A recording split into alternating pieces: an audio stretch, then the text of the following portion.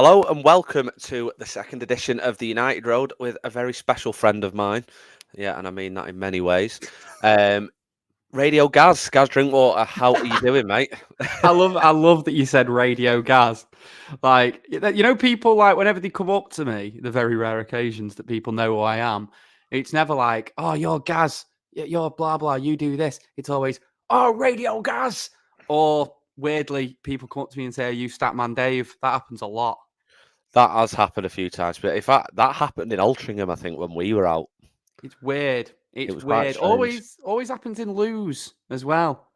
Like Yeah. when I'm at a urinal, I don't know if me and Dave have very similar genitals or something, but for some reason we always get mixed up there. I've heard Dave's is bigger, to be fair. Yeah, well, it wouldn't surprise me. Yeah, well, it wouldn't take be a hard, would lot. it, mate? But, yeah, exactly. But anyway, back to what we were originally here for. Yeah, Gaz, really appreciate you coming on, mate. We obviously had Jay last week, who you're very familiar with. Good mate of mine, good mate of yours. So I thought, how could I get someone better? But nobody was available, so I asked you. I was going to say, exactly. I think I'm a little bit below Jay Motti. Jay Motti's kind of up there with the best, and then Yeah. I'd say you're probably a solid fourth or fifth behind that. But I'll take that. I'll take being in the It's a compliment, mate. It is a compliment. I'll run with that. Don't worry, mate. Obviously, we're going to be going through quite a bit of United stuff because it is called the United Road, so it'd be a bit weird if we started speaking about something different. But I mean, there's only one thing really to speak about at the start of this podcast, and it's unfortunately what happened at the weekend. Guys, what did you make of Man United versus Manchester City? Well, look, I understand United fans being a bit annoyed at United setting up like that. And I kind of get it when, we've all seen the best of Man United in the past, and the idea of turning up to any ground and putting 10 players behind the ball and just trying to hope for a lucky counter attack. Like, I understand why that doesn't sit well with too many United fans. However, I think you've got to take everything into context here. You've got to take the fact that Man United currently are suffering from a lot of injuries into context. You need to take the facts into context that over the last 10 years, both football clubs have been run in very different ways. Manchester City have spent a lot of money, but they've spent a lot of money in the right ways. How they came about that money is a totally different question. And maybe in a year's time, we'll be saying, actually, Man City were run terribly because they've been kicked out of the Premier League for what they've done. But look, we don't know about that, do we? I think you've got to take it all into context. And I think that everything's going to change behind the scenes at United. Oh, it has already started to change behind the scenes. And I agree what Jim Ratcliffe says in terms of, maybe 2 to 3 seasons, United will be back at that level, because I think we'll see a market change this summer. I think you'll see it. The type of players that United will be going for, I think, will be totally different. It won't be 80 million, 100 million on whoever's the hot property at the moment. It'll be 30 million, 40 million on, maybe a player who plays in Portugal, or, player who plays in those sorts of leagues that maybe we've not heard of. And that'll be the right way to go. As for the actual game itself, look, I don't really see any other way that United could have set up. Defended really well for the first half. Screamer from Rashford, top goal. Away end went mad. I loved it. And then going in the second half, it was one of them where if we can try and keep it like this for as long as possible, if we get to 75 minutes there, then there might be more chances because City will start rushing. But City just did what they do in that second half. They didn't rush. They were calm. They were composed. I was actually really impressed at that side of their game, really, that there wasn't they didn't up the intensity because they knew they didn't need to. And eventually, obviously, that was the fair result on it, I guess. That's all you can say. And what I will say is United should have been 3-0 up at half-time because Marcus Rashford should have scored 3 goals. But there you go. Yeah. Do you know what? It's weird that you say that because I weirdly, I watched it in the hospitality section at Old Trafford. I'm very clearly Glazers in. But... Yeah, it was like a little. It was. I think they opened it up. I don't know if it's a regular thing, but my friend managed to get a few free tickets, so we went and watched it there. Who's your friend, Joel? Yeah, Malcolm actually. I think he's dead, mate. Yeah, well, less said than that, the better. Anyway, Spirit of Malcolm Glazer. Spirit of Malcolm, and he gave me some free tickets. Fair enough. I wonder how controversial we can be on this podcast on the second one. I feel like we should probably stop. Yeah, but managed to get a few free tickets, and it was quite good. It wasn't. Unfortunately, the result kind of ruined the day a little bit, but it was either that or watch it on some very legitimate streams online. So, yeah, it was a good day really, but it was just a case of obviously Alan Keegan was there. There was a lot of fans obviously there with families and stuff like that. But unfortunately, I think when Rashford scored that goal, because it kind of came out of nowhere. Obviously, Onana booted it up, and Bruno did really well to hold it up and turn it back and lay Rashford off. But the whole room was just kind of a little bit shocked that we'd even scored, and it even had a shot on target. It was bizarre as a whole how low our expectations were, don't you think? And the fact that we managed to score, you're dead right. United, I think, had 3 attacks in the first half, and Rashford very probably should have scored all 3. It's one of them, innit? 9 times out of 10, he'd have probably scored that. And I know he's not been at his clinical best this season, but you'd still expect him to score that. But do you think United's approach was kind of the only way they could approach the game, given injuries, given performance form, how City play at the Etihad? Do you think that was kind of our only approach, really? Had to be, I think. And like I say, it kind of nearly worked. The Rashford chances, one of them he's through on goal and the ball just bounces off his face in a different direction. Any other day, you think he's through it and he beats Edison. He does, he beats him from there. And then the chance after that, where he sort of, almost air kicked it at the far post. He scored the one chance that no one expected him to score. Look, I thought it could have been a proper smash and grab job there, the way United set up. And I'm not mad about them setting up like that. And I don't know why as well. And I hate saying this because I hope it's not the case in a way. I have this weird feeling it might not be the last time we play City this season. And what do you mean by that, Gaz? I mean that Liverpool play the kids when they play us at Old Trafford. Not the kids, but they're going to mess about with the team because they've got all eyes on the league. And I think we beat Liverpool. I do. And then whether we get City in the semis or, we get them in the final, who knows? But I think we will play them again this season.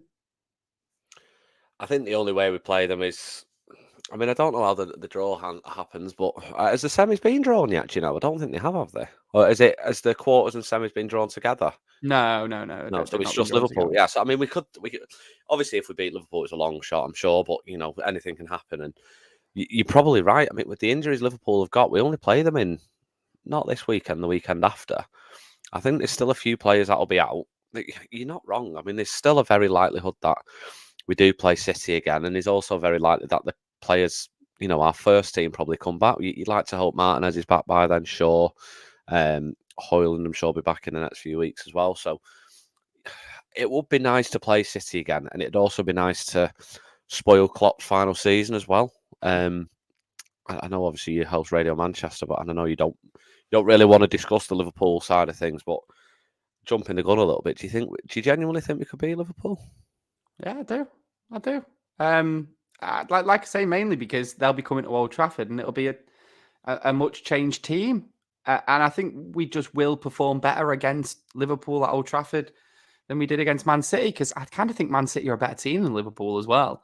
Whether that means that they win the league or not, I'm not sure, because you know what Liverpool are like. They love a narrative, don't they? And sometimes when those things when they're going on, it can get in players' heads and it can get in players' mentality and the way they go about things. And I think that may push them over the line. And I mean, I don't know how far we are into the podcast, 10 minutes, just to say something really controversial to make every Manchester United fan hate me, which is something I do on the regular. Yeah.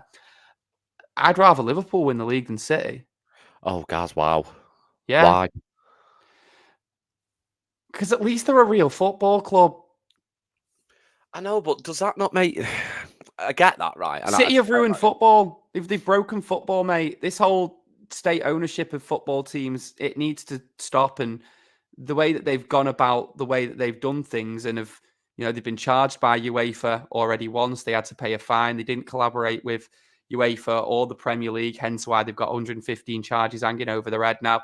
Unless something drastic comes of those charges, where they're kicked out the league, deducted points, like a lot of points, and maybe even over past seasons, they have things taken off him, then I just can't stand what football has become in that sense. And I want to go back to the days of not United winning. I don't mind United not winning all the time. I support my football club because I support my football club, but at least there's proper rivalry with Liverpool, and it's based on the right things.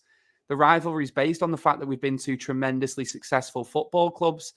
Manchester and Liverpool are two very similar cities with very similar people, and people don't like to admit that, but they really are. And also, and maybe people disagree with me with this as well, it's the fans a little bit. I'd go into a pub full of Liverpool fans and we'd start having a bit of banter and it'll be a laugh. And I'd say Liverpool are this, Liverpool are that, blah, blah, blah. You know, the treble winning team, United's team is better than any team that Liverpool have ever had, blah, blah, blah. And, you know, they'd come back and they'd give me a bit and it would all be in good jest. If I go into a pub full of City fans and I say one thing negative about City, because they've been used to their whole life being everyone's second favourite team, they cannot handle it. They start crying. If I tweeted a tweet about Liverpool tonight, I'd have like the odd Liverpool fan, maybe the chronically online Liverpool fans giving me a bit of abuse. If I go and put a tweet out about City now, they cry their little eyes out. They can't stand criticism. They can't stand not being everyone's favourite football club. And they're not everyone's favourite football club because they've got the worst story in football. It's not a romantic story of, you know, like Man United and the Busby Babes, like what Liverpool have come from as well. It's the most unromantic story in football. And I think that's what the wider footballing world sees that, and City fans hate that. It's a bigger story when United lose than when City win because no one cares. Do you know the weird thing is, right? And I particularly still think that I'd still rather City win the league over Liverpool because they still not. I think we grew up in the similar era of obviously City didn't really mean anything to us. It was always Liverpool, and even though Liverpool weren't really winning, they were still the bigger club of the two. They were still the closer of the two clubs, and then obviously City got bought by the nation state and all that, and then they sort of eventually grew to become what they have done. But to me, I'll always hate Liverpool more than I'll always hate City. You know, I don't like City, but Liverpool are the club, the team that I really, really don't like and don't think I ever have. City are they're there because they've got to be. You know, there are City rivals. It's great when we beat them, but it doesn't compare to the feeling of when we beat Liverpool or when we beat Liverpool to a trophy or anything like that. And I think I've got a Liverpool fan mate who has openly admitted he actively looks for the United results to see if they've won or lost so he can have a laugh at us. Or so you know, and as much as you're right, it's the real football club. I think that the small minority of City fans probably, you know, don't. Well, to be fair, I say that, but I think a majority of the City fans actually don't care about the charges. I think they're just happy that they've had those moments to celebrate a team that they probably thought they'd never see win anything, and now they're dominating football. How they've come to dominate football is obviously the controversy to the neutral, to the United fan, to the Liverpool fan, Arsenal, all the other clubs. But City really. Do you think City ruined football, or do you think football allowing entities like what City have become have ruined football? Because I'd argue it's more on FIFA and UEFA that a nation state was able to buy a club and then follow on with other clubs. Would you not say it's the more organisations that have allowed it to happen that have ruined it? I would say that, but also let's not forget the fact that there are charges against him. So the organisations might not allow this to happen. Who knows what penalty Man City are going to get against him? Was it not inevitable though? Because I guess with the rise in money in football, then yeah, absolutely. But you know, who else do you want to blame? You can throw Sky Sports in there. You could throw anything in there. Look, I agree with you about not liking Liverpool. I hate Liverpool as well, but I hate them for the right reasons. That's what I'm saying. With City, it feels like it's not even a football issue at this point why I don't like City. It's so much more. I don't know. I don't know, man. I don't like them. I don't like either of them. Come on, Arsenal. That's what I say. Yeah, that is the perfect way to say it. It's definitely come on Arsenal, not come on Liverpool or come on City. And to be fair, watching them last night was mind blowing. I turned it on thinking, "Oh, I'll check the score, see my fantasy league to see if Saka's going to score a hat trick." He assisted twice, which was a little bit annoying, but they were 5-0 up half time. With the performances that they do, surely they do go on and win the league. And I actually think if City and Liverpool draw this weekend, I think it'll be Arsenal's to lose. It's got to be, because the form is just mind blowing at the moment, isn't it? But coming on to or coming back to United, I should say. What I wanted to ask about is kind of the longevity of the form that we've been seeing, and more so the performances. We've won a few games, but the way we've won them hasn't been pretty. And I think the argument was probably that it wasn't sustainable. And we're now probably starting to see that. Do you worry for Ten Hag and the club as a whole with how we're performing? Because Ten Hag has been here 18 months now, nearly 2 years. What do you worry for him? Do you think something needs to change? I worry. I do worry for Ten Hag, especially after Sir Jim Ratcliffe's comments about how important it was finishing in a Champions League place. That makes me think that if he doesn't do that this season, he could be in serious trouble unless he was to do something like win the FA Cup. I think winning the FA Cup would save him no matter where he finishes this season. I have personally been of the opinion that after what happened last season, he's got himself a little bit of credit in the bank. Certainly, there needs to be questions asked about him, by the way, because we don't really know what United's style of play is. But I think because of last season, he's earned a bit of credit in the bank. After the Bournemouth game, I said, right, we're in last chance saloon now. If he doesn't finish top 6, he's out. If he finishes top 6, but he's still getting battered at the Etihad, 4-5, 6-0, if he's still getting battered against Liverpool, if United get beat by 3 or more goals now for the rest of the season, it's embarrassing how many times it's happened under him. And I'm proper losing my tether with it, because that is the worst thing to happen when you've seen your team get absolutely battered. And there's no way this United team is so bad that they should be getting battered in games. So for me, my opinion, if he finishes top 6, just keep him for next season. And then he is on a very short leash. Do you think, though, in terms of the top 6, do you think that leeway is because you won the cup and because of the injuries? Injuries, yeah, 100%. That's all it is. I mean, does it? I mean, I think we know why. Obviously, with United and the way the media acts in terms of not media, I suppose, more certain sections of the media who probably want to see United fail and ignore the injuries. Do you think in terms of Ten Hag, do you think he doesn't get enough credit for actually where he is at the minute? I don't think anyone in the media wants United to fail. I think it'll be... What I mean by that is I think certain pundits, football pundits, who probably are famously well known for not liking United, maybe in their careers, maybe as they've gone on to be the journalist or pundit they are now. Not necessarily the media, then maybe the football commentary and commentators who have naturally not liked the club for a long time. Yeah, I mean, like, obviously the former Liverpool pundits don't want United to do well, but the former United pundits don't want Liverpool to do well either. I think in terms of the media industry in general, it would be the best possible thing for, let's take Sky Sports, for example. For Man United to win the league next season, they'd be getting record figures. It'll be mind-blowing. The worst thing for them is Man City winning the league, because outside of, a few lads in Stockport, no one's bothered.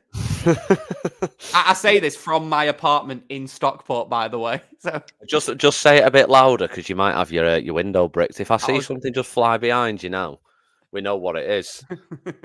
do you know the thing is, though, and I think the worry is as well, right? Is the hope was kind of there, and I know we probably didn't perform too greatly after the League Cup final, did we? If we really think about it, we probably weren't brilliant after the League Cup final.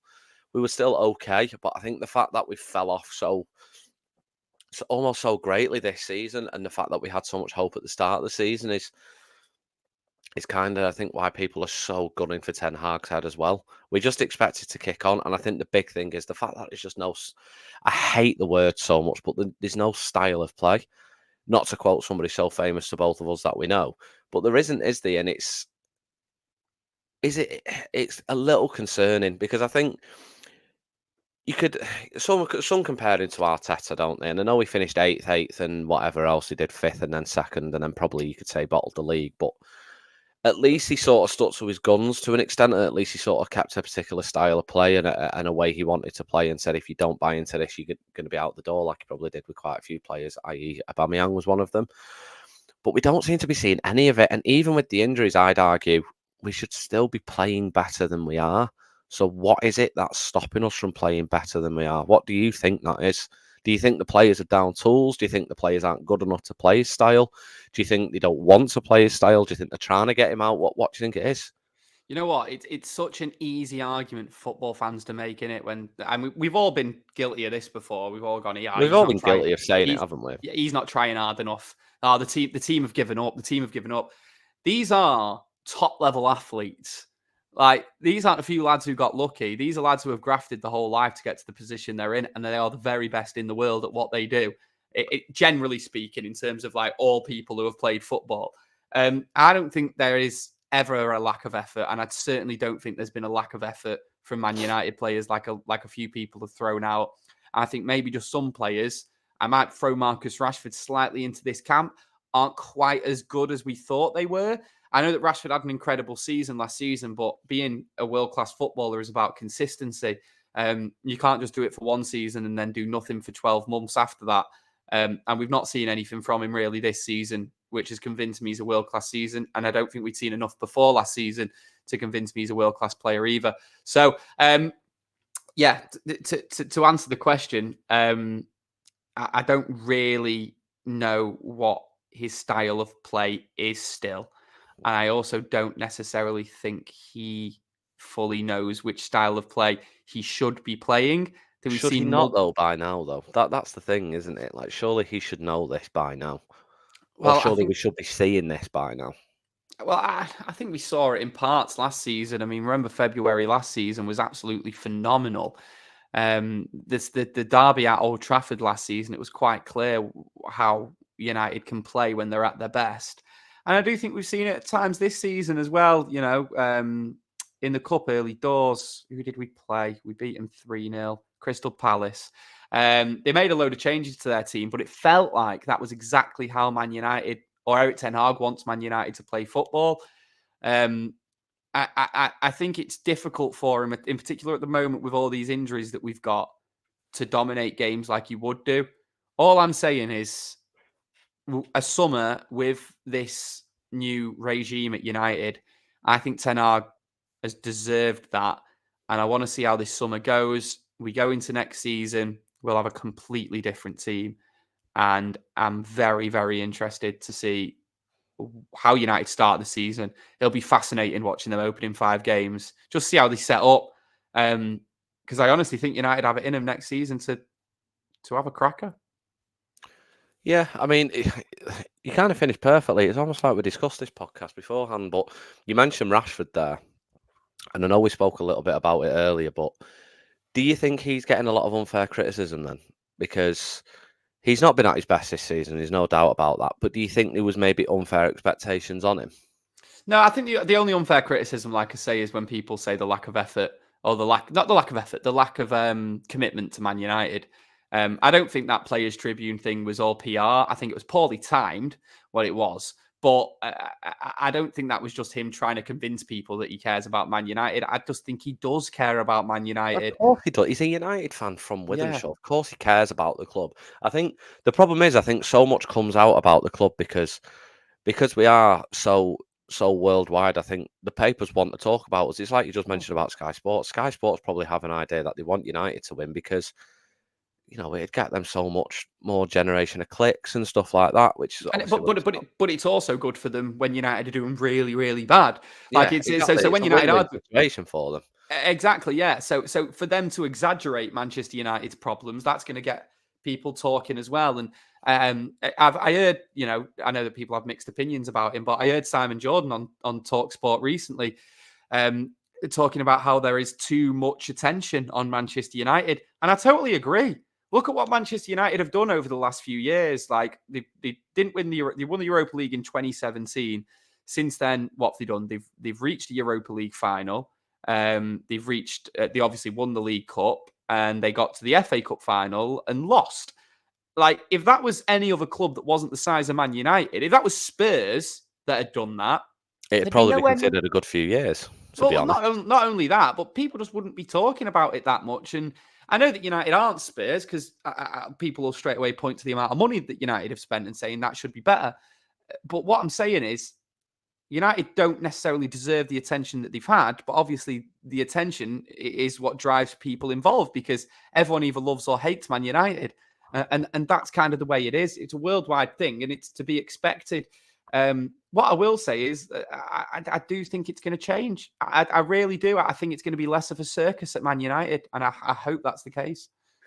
There's definitely going to be less of a circus in there. I mean, I'd also argue as well that when anything does go wrong with Man United, and I've probably been guilty of it myself, jumping on it, tweeting or saying about it on particular podcasts, but it's been massively overinflated. But it's been a circus in general, just because of the people that run the club. But with Ratcliffe coming in, it's surely really good to be a United fan, I think, at the minute. Yes, we've still got this season to go, and I know we said about it before, there's very little to probably hope for, other than maybe the FA Cup.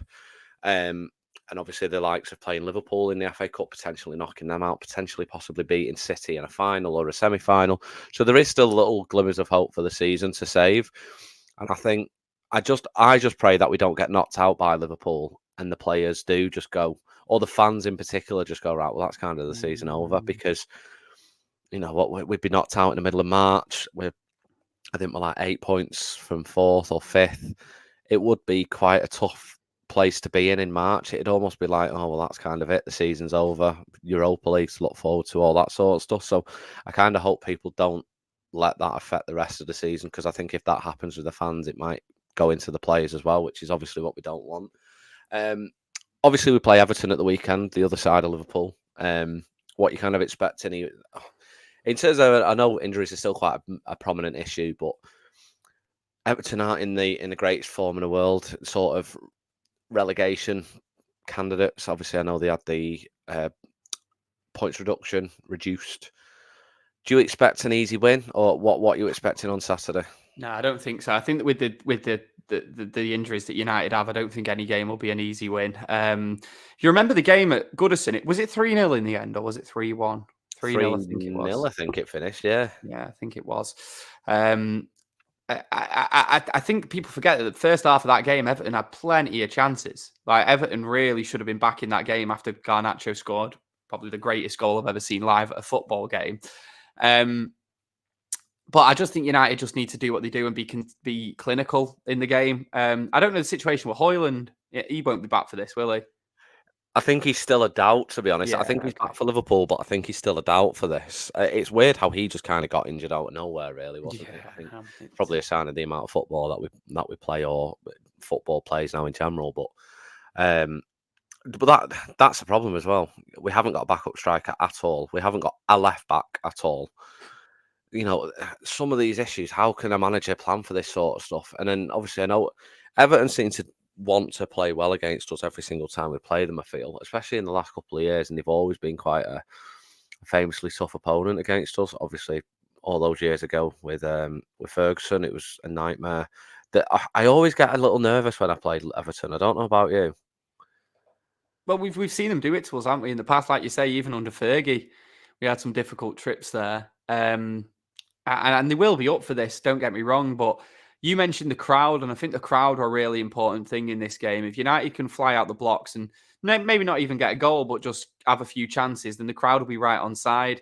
If we see what we saw against Fulham, then people will get down, and you'll just hear a lot of frustration from the crowd, and that is what will filter into the mentality of the players. I'm not saying the crowd are wrong, by the way, for doing that. If you pay to go to a football game, you're allowed to react absolutely any way you want. I personally, don't like going football games and booing players or giving too much abuse out of players, but we've all been there when we're frustrated, haven't we? So it's a lot of that. It's how United start the game, get the crowd on side. If they start well, I should think we'll be all right. And I know that one man who is, a massive bugbear of a lot of Man United fans, I imagine you included, is Anthony Martial. However, he always plays well against Everton. Martial scores against Everton every single time. And guess who's back in training this week? Oh, is he back, is he? He's back, the return. It's so horrible with Martial, isn't it, right? Because he was supposed to be... Gary Neville said it perfectly, I think, about Martial, though, didn't it? Like, I think United was so terrified of letting him go in case he went somewhere else and did something so good. And it's probably back in the Mourinho days, I imagine. But the thing is, we all loved him. And to an extent, there's still a section of the fan base that still love him to death. There's like a glimmer of hope that he can still become that world beater and we pay Monaco that Ballon d'Or clause, which is still mind blowing that that's even in there when you think about it with hindsight. But it's almost amazing how he just didn't become and hit the heights. And to be honest, I as much as he himself is probably slightly to blame, I don't blame him completely. I think their structure, I think the way United has been, I think you said it earlier on your show on the radio. Rashford's probably not been best managed. I'd probably argue the same for Martial. You know, and he always plays well against Everton. There was always particular teams he just lit the world up against. I actually thought he always did fairly well against Liverpool, to be fair. Maybe he just realised our hatred of Merseyside and thought, I'm going to channel that into my performance, potentially. He's never done terribly against City either. Same with Rashford, he always does okay against the big teams. I mean, he scored, I think, 30 goals now against the big six teams, or traditional big six teams. If you want to include Newcastle as well, feel free to. Don't know why you would, but feel free to. But I think, do you know what? I'm more nervous for the Everton game than I was the City game. The City game was just like, do you know what? I'd be shocked if we got something here. Whereas the Everton game, it's still a game where you'd expect to win. Everton are relegation candidates. On paper, you'd probably say our players are still better, given that even with the injuries.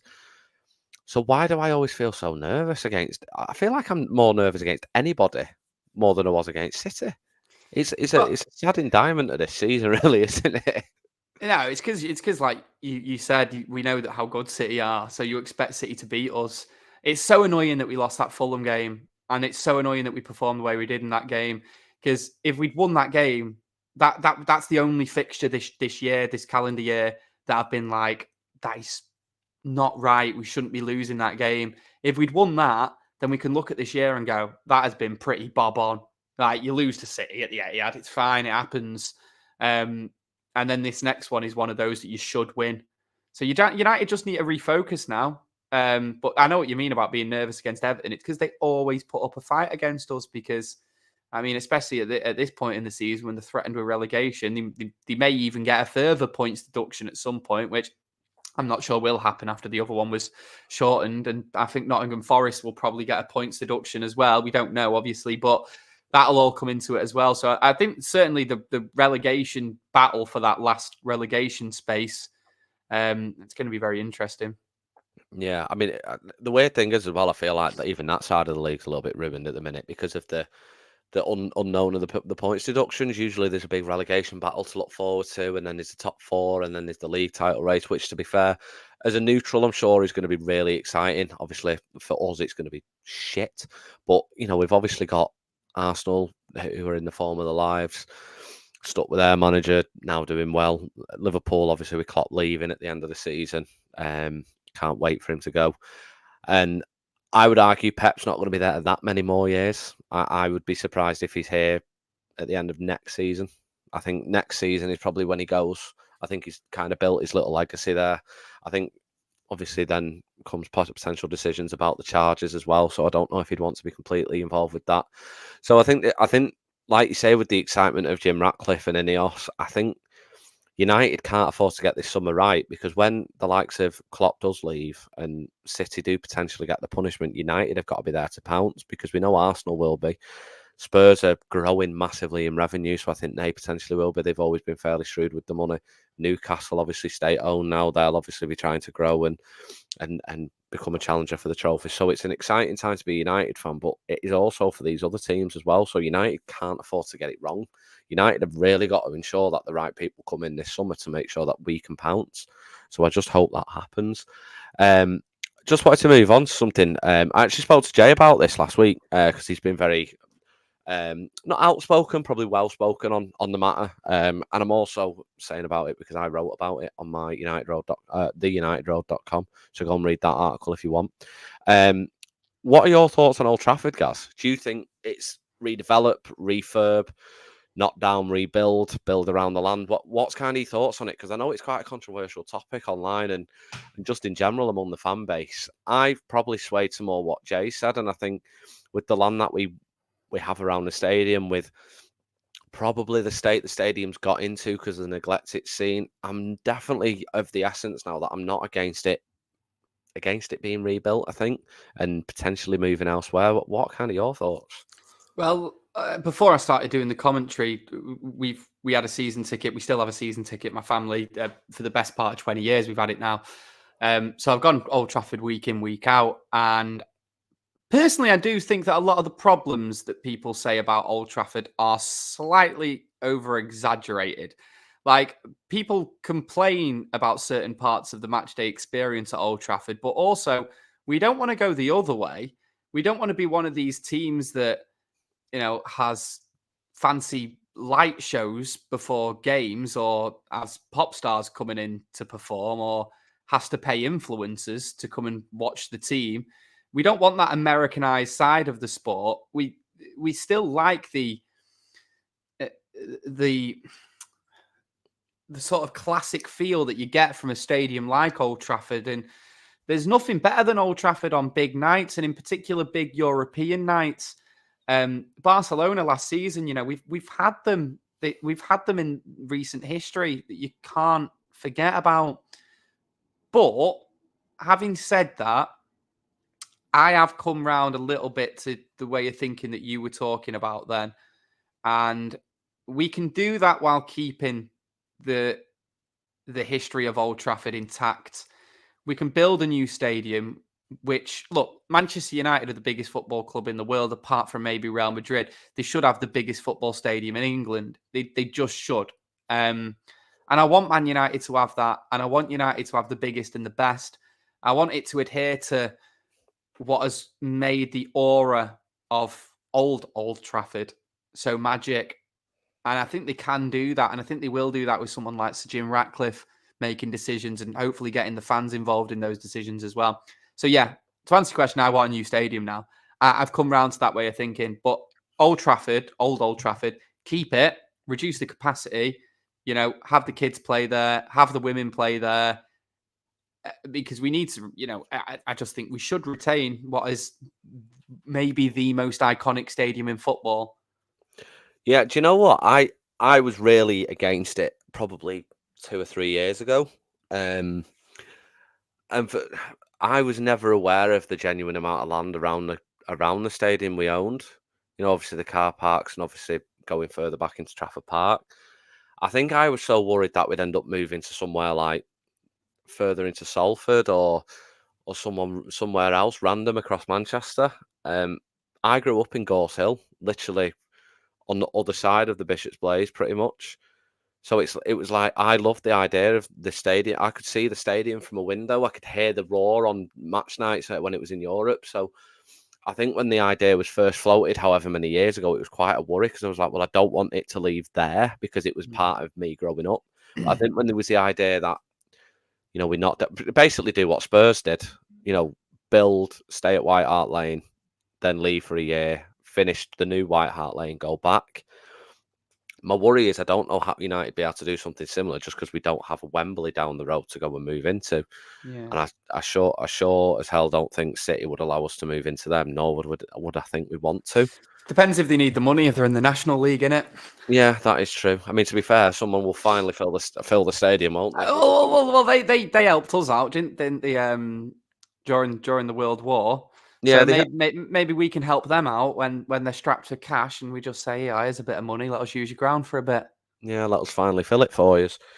But that's the thing. Do you know? I mean, it's weird, isn't it? Because I mean, back in the day, they did help us, and you'd like to think it is an option. I guess. I don't really think it'd go down well in the modern day fan base. No, it wouldn't. It wouldn't. It really wouldn't. The maddest thing is, look, the only way that they can do this is if they can still play at Old Trafford while they're building the new one. That's the only way they can do this. The only other option. And I think you've said this before, and I completely agreed with it. Go on. But it sounds wild. But Yeah, I don't think it sounds as wild as it. No, because the headline is Man United will have to play games at Wembley, and it sounds insane. But this is the way they'd have to go about it. Firstly, the club would have to subsidise all the fans travel down to Wembley, travel back from Wembley every home game. So that would have to happen. They'd have to say to the season ticket holders, they'd have to say to them, look, you have the option to put your ticket on hold for a year. So then someone else will take it, maybe someone who can get to Wembley, if you don't want to make your way to Wembley, even though the club is subsidising it, and then you get it back in the new stadium. You're guaranteed to get your season ticket back. Those two things have to happen. And if that were to happen, I don't think it's the worst idea in the world. And it's the only idea that makes sense. There's no other option. There's no other stadium that Man United can play at. They've got over 50,000 season ticket holders. There's no stadium that would take us anywhere near. It would have to be Wembley. And like I say, the club would have to spend a lot of money subsidising fans, which could happen. They could have the money to do that. And they would have to give fans the option to pause their ticket. I think do you know what? You're saying that, the first thing, every other fan of every other club will say, oh, well, you all live in London anyway. You know what? It's a stick to beat United with, right? But the thing that really bothers me about that is, one, there's two Mancunians here speaking about the club that they support, Manchester United. But two, the thing that really annoys me about that is how it's a stick to beat us with. It's not Manchester United's fault that all the London clubs weren't good enough that Londoners wanted to support them. It's such an ick of mine that people go, oh yeah, United, all the fans are in London. Well, do you know what? It's not our fault that you Londoners didn't pick a London team. If anything, I don't even care. It's I don't like care. It's let them support us. What's the big deal? Like, no. You know what they're saying. What I don't like is that there's a difference between saying loads of United fans live in London to no United fans live in Manchester. The latter of those arguments is absolute garbage. The vast majority, not the vast majority, I'd say 60%, maybe even 70% of football fans in Manchester support Manchester United. Let's say 60%, just to be kind.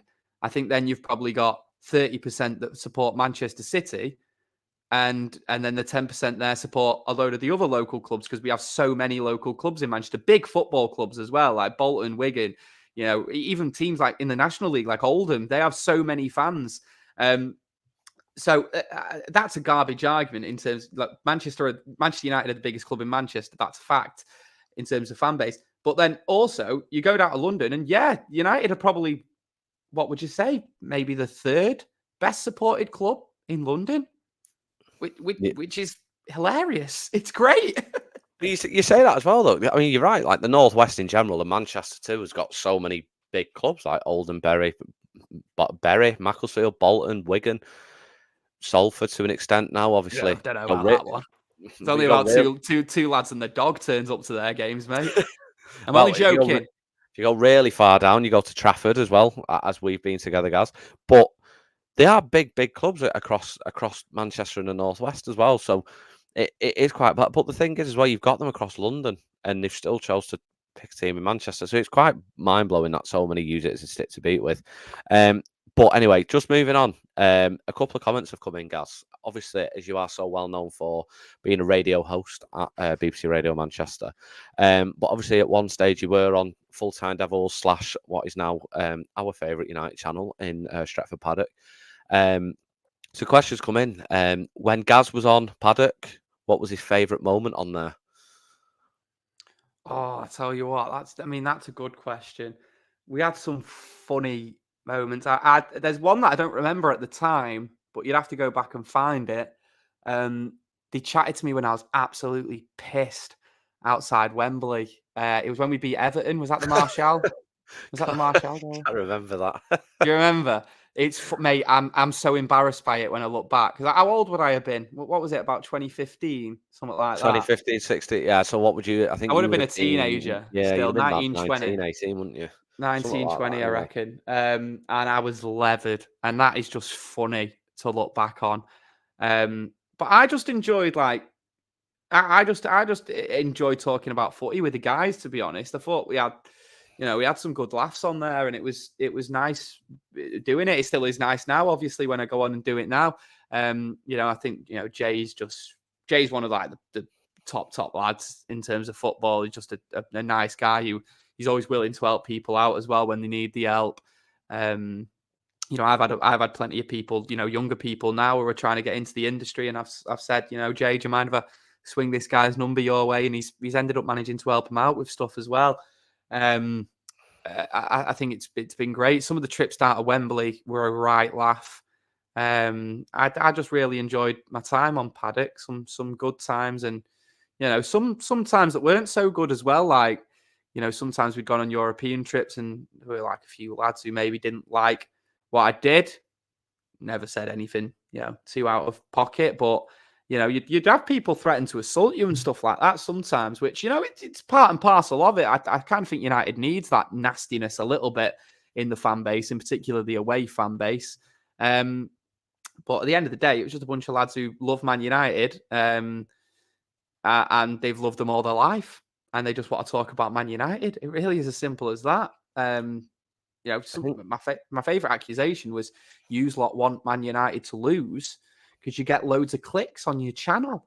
And I thought, hang on a minute, just like the Sky Sports argument before, the best thing for this channel would be if Man United went and won the European Cup. Everyone would be watching it. It'll be massive. And also, we're Man United fans. Exactly. I mean, I don't want to really bring other ones up, but Paddock notoriously have done better when United have done well. Yeah.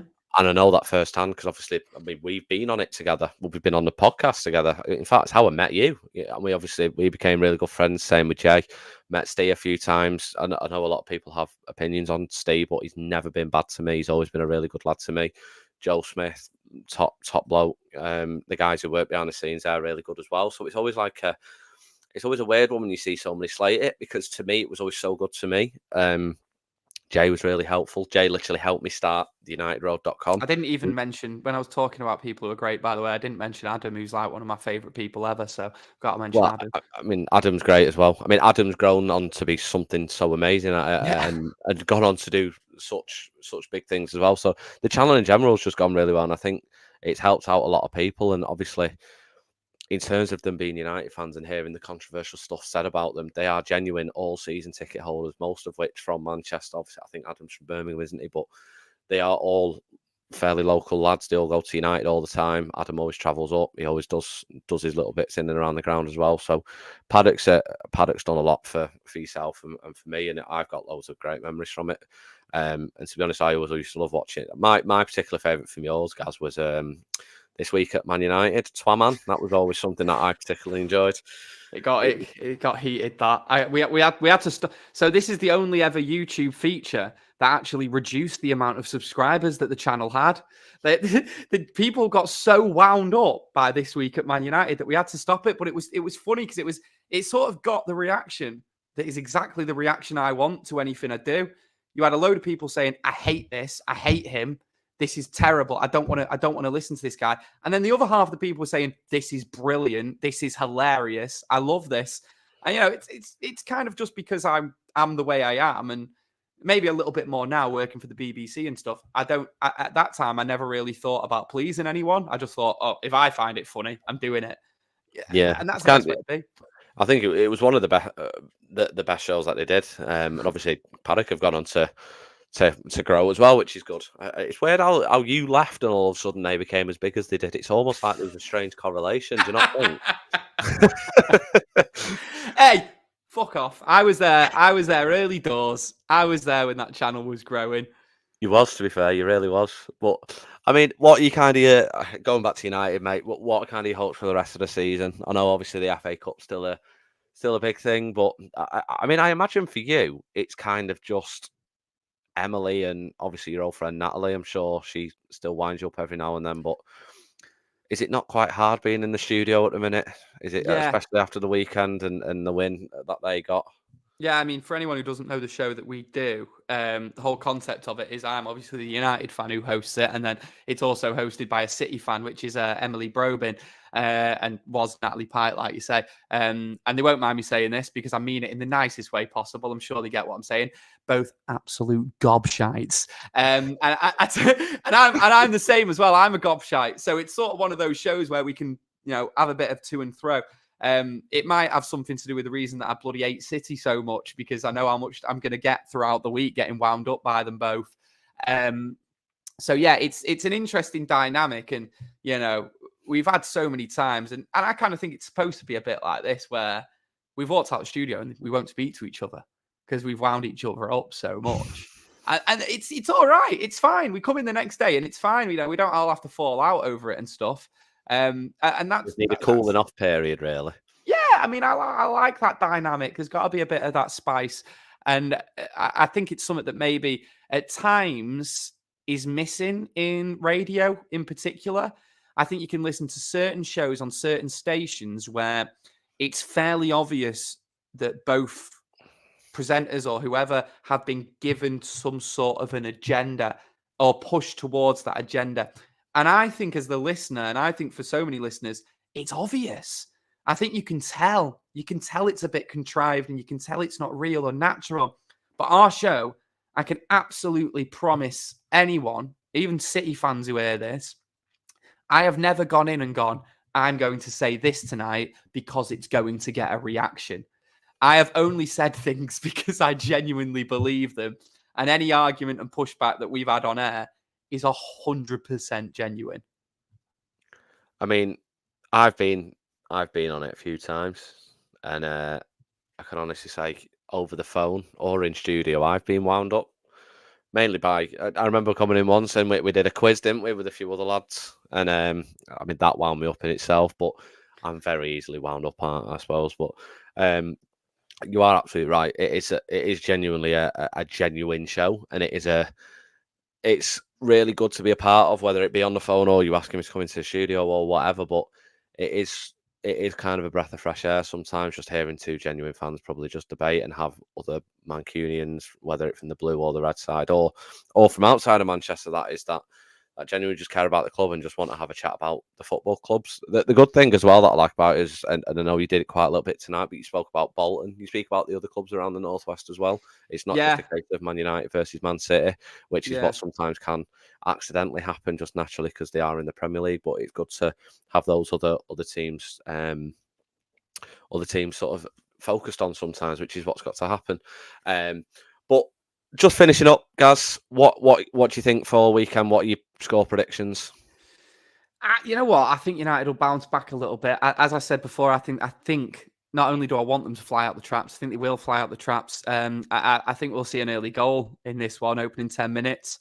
1-0 at half time. Who should I give the goal to? I'll give it to Bruno. I'll give it to Bruno Fernandes. And then I think in the second half, United will get a second relatively early on as well. I'm going to go 2-1. Maybe a little bit of a nervy ending, but I think United will play relatively well. And I have absolutely no evidence to back me up on why I think that.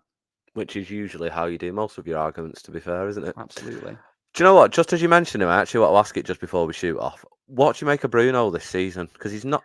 A lot of people are giving him a lot of criticism for him as captain, his performances.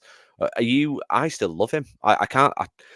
Maybe it's because my missus loves him to death, Jess, as you know. But I absolutely adore the man, and I don't know if it's the Martial fanboy, but Bruno version in me that I think I absolutely love him to death and can never say a bad word about him. Well, I can't say too many bad words about him because even when he doesn't play well, I think it's pretty obvious on the ball. What he can do with the ball at his feet. That he has the highest ceiling of any Manchester United player currently in the team. I think in terms of all-round footballing ability, he's Manchester United's best player. I don't know, maybe people will disagree with that, but I totally take on board that weirdly, since the turn of the year, he's not been very good. But United have been winning games. So maybe people have forgotten about it ever so slightly. You think back to the Luton game right at the end of there where United just needed to hold the ball up and he ended up battering it right back to their goalkeeper so they could come up the other end and they hit the bar from an attack. I actually think against City he was really good. I think that was his best game of the calendar year so far. He did his job perfectly, didn't he, I think? He was fantastic, yeah. So I think he's United's best player, and it's as simple as that. He's going to have bad games, bad days, because he is that player where as soon as he gets the ball, he wants to release it as quick as possible, and sometimes he rushes it and he gives the ball away quite a lot. The best players in the world give the ball away quite a lot. It's just the way it is. Yeah, exactly. They have to take risks, and it happens quite a lot. But Odegaard does it, or Odegaard, however you want to say it, but he does it as well. He's in the form of his life for Arsenal. you know, there's players all over Europe that do that. But that finishes us very nicely. Just before we go, obviously, we are partnered with Manchester Mind, so make sure you donate to that. It'd be lovely. Really important charity. That means so much to so many people and does a lot of good work as well. And just finally finishing, Gaz, where can people find you? So yeah, every weekday evening we do Total Sport. It's on at 6 p.m. till 7 p.m. on BBC Radio Manchester. If if you're not in Manchester, you can't get it on FM or DAB. Get the BBC Sounds app, and you can always go back and listen to shows as well. We love people getting involved in it. It's not just Man United and Man City. It's all clubs in the Northwest. It's all sports in the Northwest as well. We cover plenty of other sports on the show as well, and you're always welcome to come on and have your say. The number's 0800 218 2255. And also, we do the BBC Radio Manchester Manchester United podcast, which is called The Devil's Advocate. Myself and Joe McGrath both do that podcast, and you can get all the episodes on BBC Sounds. Lovely. Make sure you check that out as well with Joe McGrath. It's absolutely brilliant as well. And give his radio show a listen. Sometimes you may even see a certain me on there as well. But yeah, I've been Callum again for the United Road podcast. Check out the website, unitedroad.com. Most recent article was a couple of weeks ago. There is a new one coming out soon. The last one was on Old Trafford. So if you have any thoughts on that, tweet me. Tell me you think I'm wrong. Most people do that anyway. But really appreciate you all watching, getting involved in the comments tonight. And I shall see you next Tuesday with a special guest stand-up comedian, Kai Kurd.